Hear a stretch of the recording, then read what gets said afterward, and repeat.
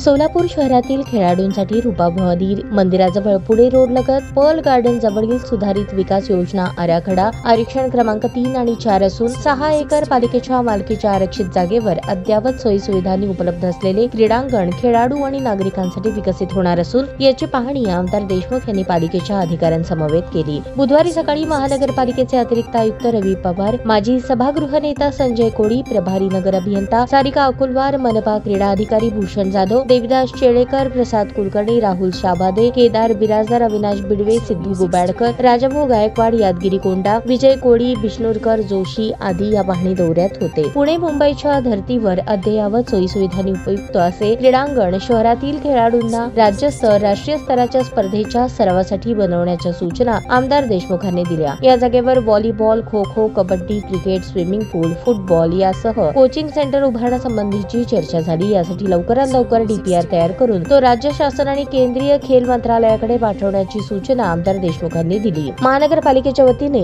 लवकरात लवकर कागदपत्रांची पूर्तता करून शहरातील खेळाडू आणि नागरिकांच्या दृष्टिकोनातून चांगले मैदान तयार करण्यासाठी गरज पडल्यास पालिकेच्या वतीने निधी उपलब्ध करण्यासाठी प्रयत्न करू असे अतिरिक्त आयुक्त रवी पवार यांनी सांगितले। आमदार विजयकुमार देशमुख यांच्या प्रयत्नातून येत्या काही दिवसात रूपाभवानी मंदिर परिसरात पालिकेच्या जागेवर अद्ययावत असे क्रीडा संकुल उभारण्यात येणार असल्याची माहिती माजी नगरसेवक संजय कोळी यांनी दिली।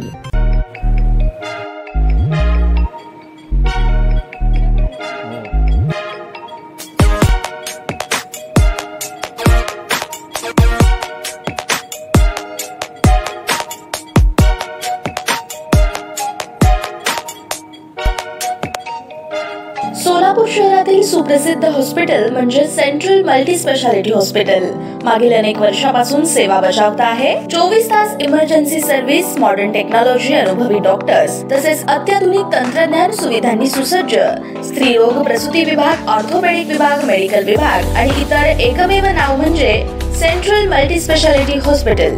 पत्ता गणेशपेठ शॉपिंग सेंटर, मंगळवार बाजार, सोलापूर।